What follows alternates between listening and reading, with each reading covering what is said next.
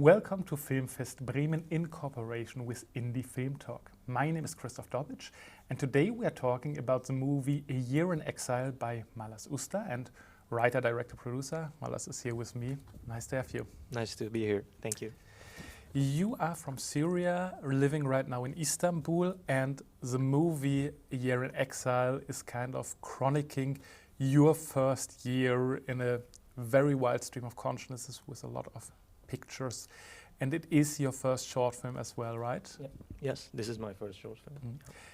Can you tell me a little bit about this experience? When did you know you wanted to make a movie and you wanted to make this movie in particular? Yeah.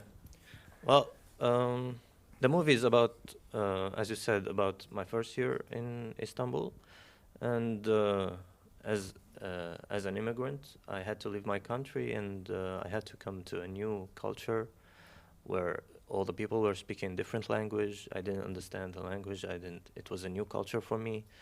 And the only thing that I had to communicate with people was just taking the camera and pointing it at people. And it was kind of a tool of communication for me because I didn't have the language and people didn't speak to me, and I was kind of isolated.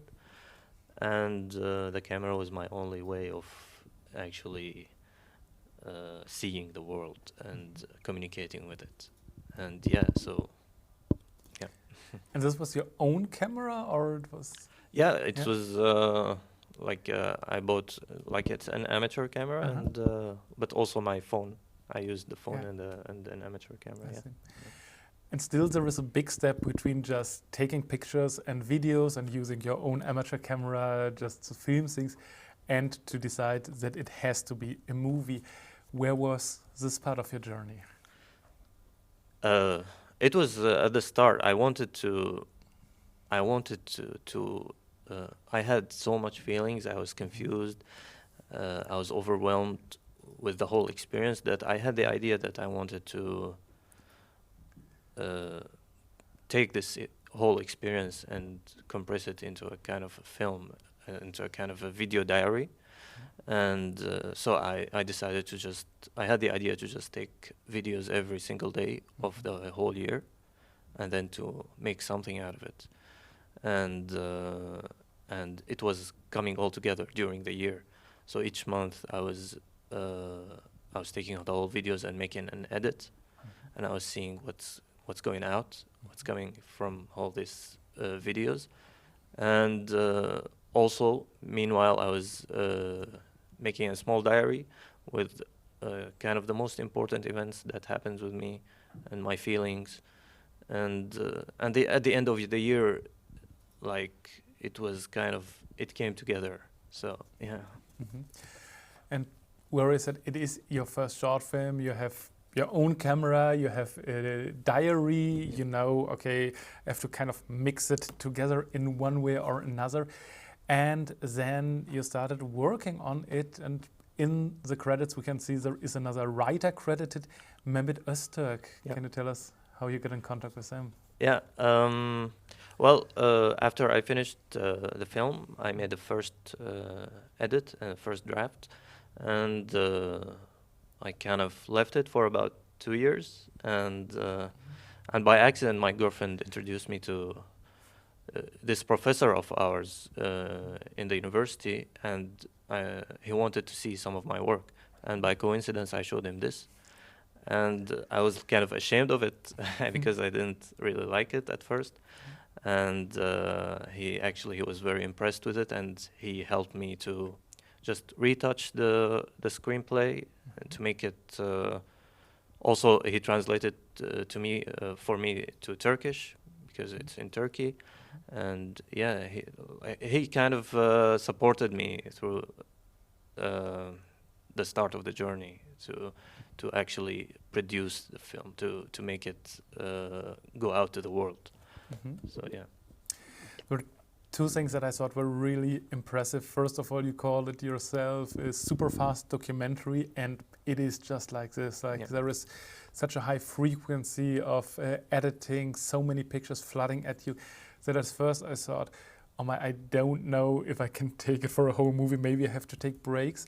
but suddenly there is dramatic tension coming in. You feel the excitement of the first months, then it gets suddenly slower, sometimes even fade to black. In the middle of the year, it gets very depressing and dour, and then at the end there are glimpses of hope. You just said you wrote a screenplay. How did you go about that? Did you look at the pictures and try to incorporate them into story? Did you look at your diary and wrote something that was accordingly, or was it a mix? It wasn't a linear process. It was kind of a mix of everything. As I said, at start I was editing each month, and at the end I made a whole edit together. And during this, I was looking at my diary, I was looking at the pictures, and I was trying, like my main focus was to convey my feelings to the viewer. And I based my edit on the emotions. I wanted to reflect. At the start of the year, I was so confused. Everything was chaotic. So the pictures had to translate this. And in the middle, it was kind of calm. I was kind of depressed. So everything, and at the end of the film, I kind of had this hope for something new. And I think the whole edit was just a reflection of my feelings. Yeah. And was it complicated for you to be like your own protagonist and the man behind the camera, the editor as well? Like, it is such an intimate film, a film about your feelings on the one hand, but on the other hand, you have to get it accessible to an audience. So were these two personalities fighting, or did you always have the feeling that it was a good cooperation? As I said, this is my first short film, Yeah. my first experience, and for me, it was very personal. And after I made it, I kind of hated it because I put a lot of work into it, and I was so exhausted that it kind of took all of my power. And this is why I kind of hated it. I loved it, but I hated it at the same time. So I left it for about 2 years. And it was only a coincidence that I showed it to someone which really saw something. And yeah, it is of course complicated because it's like kind of a mirror, and it's really difficult to see yourself and to think that, well, other people might connect or might not connect or might judge you or something. But I understood that actually when you make it too personal, it's not a problem at all. It's actually, we are all kind of connected in a way, so. That's really good advice. And about your workload, you said you edited each month on itself and it drained your energy. I can imagine that.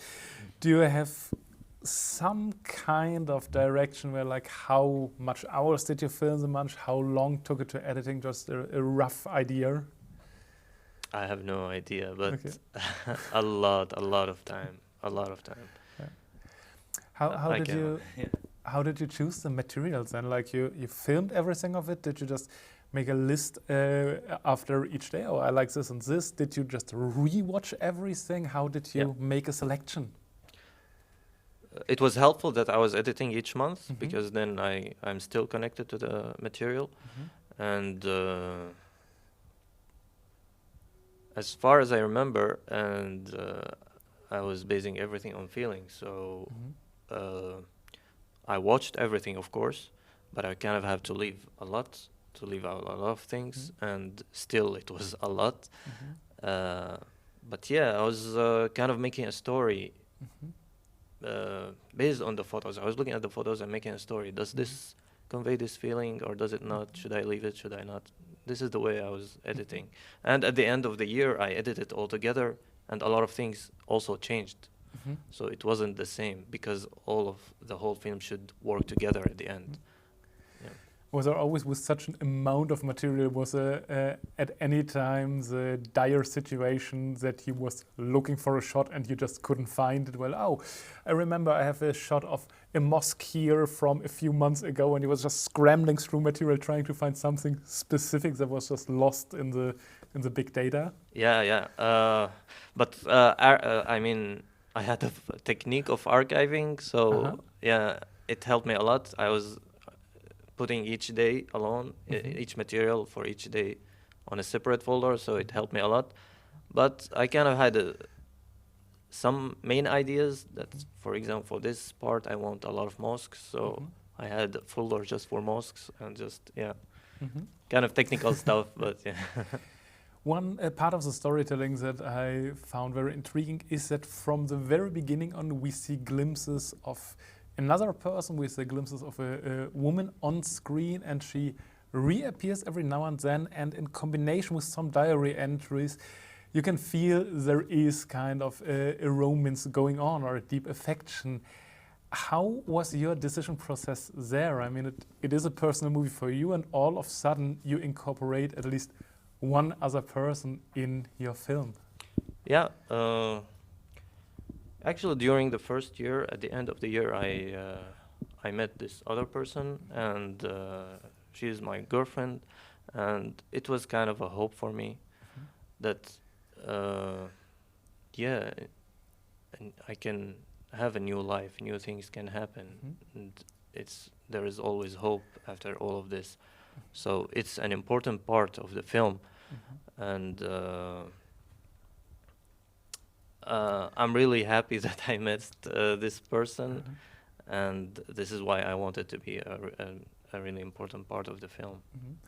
And do you remember when you talked about it the first time, did you already know up front that you were making a movie, and it's a movie about your life, and that she will be in it in some way? No, but I kind of always take videos. As a person, I always like to take photos and videos, so she's used to this. Yeah. Okay, that's a good basis for a relationship, Yeah, of course. yeah. Let me talk about one or two technical aspects as well. For example, there are some beautiful things when it comes to sound design, to music. One of my favorite moments is where the sound of a mosque suddenly turns into opera. So, of course, you did some sound design, you did some soundtrack. Yep. How much work went into the audio aspects of the movie? Well, it was always working together. So the editing, the sound, the text, the writing, all of this, it was an intense experience. So again, I'm saying everything was based on my emotions. I kind of had a list of music that I wanted to use, and which reflect my emotions, and the editing, the base of the editing, the rhythm of the editing was also very much dependent on the sound. So it's not a linear process, so it's like kind of circle. It was kind of changing all the time. Like if I showed you the first cut and the final cut is totally different thing. So yeah. I see. Yeah. And kind of a similar topic is the use of effects. There are some things where you see, oh, you put grain on here, or there is a whole episode where things go backwards, and you apply some filters here and there. Was this as well something, an organic process that was always in your mind, oh, I need to do this and this backwards? Or did you just, since you were editing for the first time, did you just discover something during the process, what you can do? I was experimenting. So it was, what would this affect? What's the feeling after this effect? How does this effect help reflect what I'm feeling or not? This is the questions were in my head, and this is how I was kind of playing at the same time. It was such a really nice experience for me, and yeah, it's just experimentation. Yeah. Right. And let us take a short look into your future as well, because this film is a while ago. What are your next steps? What did you do afterwards, and what are you working on right now? Currently, this is my graduation year because I'm still a student, and I'm working on a project for my master's. Also, for my master's degree, I want to also make a film, and it would be probably about identity and belonging, and where do we belong? Do we belong to a country? Do we belong to a person, to family? Do we belong to the memories? This is things that I want to explore for my next project. Do you have a feeling after such a special project like this first film of yours, is there a lot of things that you say, well, I would just do this again, or that came out so good I would do more of the same, or is it the polar opposite that you said, no, I have to go further, I have to go in complete different locations with my new movie? For me, feelings and emotions kind of will decide what will I do. And I know this is a very defining style and very defining technique. It could be restricting sometimes, but I don't feel imprisoned in one thing. I feel I can explore more, and I can still be the same artist, even though I can change a little bit of the style. Okay, so, yeah. Sounds very interesting. Looking forward to see your next project at some time. But for now, thank you so much for letting us watch A Year in Exile, and thanks for the talk. Thank you so much for having me. And if you want to take a look at A Year in Exile as well, then you can see it here at Filmfest Bremen in the category Innovation or streaming online until May the 1st.